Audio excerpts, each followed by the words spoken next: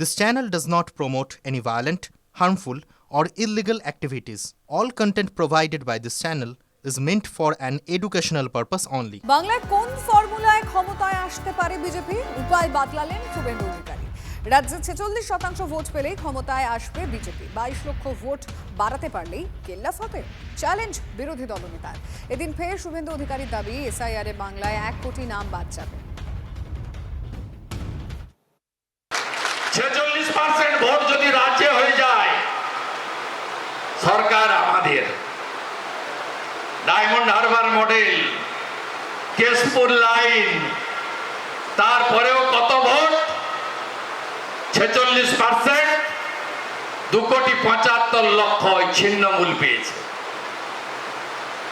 100 জন মুসলিমের 95 জনের ভোট পেয়েছে। তারপরেও 2,75,00,000।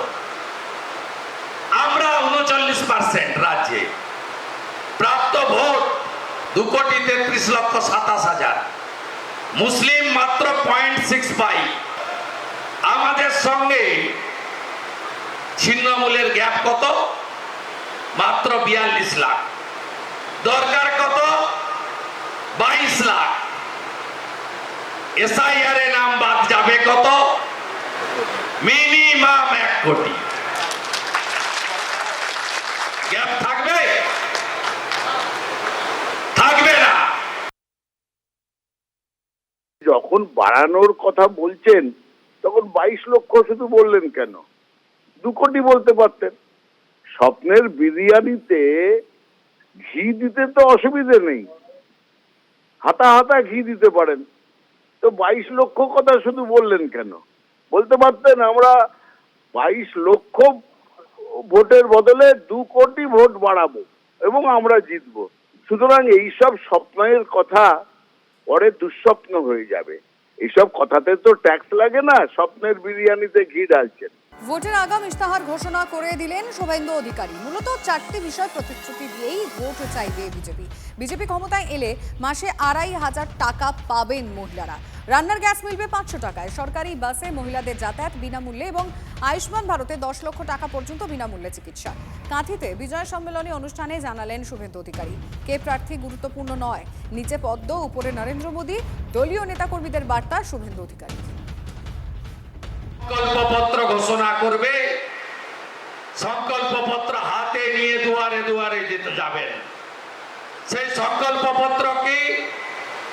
দিল্লিতে সংকল্পপত্র আমরা দিয়েছিলাম। উল্লেখযোগ্য 4টি বিষয় বলে রাখছি। মহিলাদের জন্য 2,500 টাকা, 500 টাকার গ্যাস, সরকারি বাসে মহিলাদের ফ্রি, 10 লক্ষ টাকা পর্যন্ত আয়ুষ্মান ভারতে বিনা পয়সায় চিকিৎসা। শ্রীমতী রেখা গুপ্ত করে দেখাচ্ছেন হ্যাঁ কিনা? প্রার্থী দেখা যাবে না, নিচে পদ্ম উপরে নরেন্দ্র মোদী। আমি এককালে বিজেপিতে ছিলাম।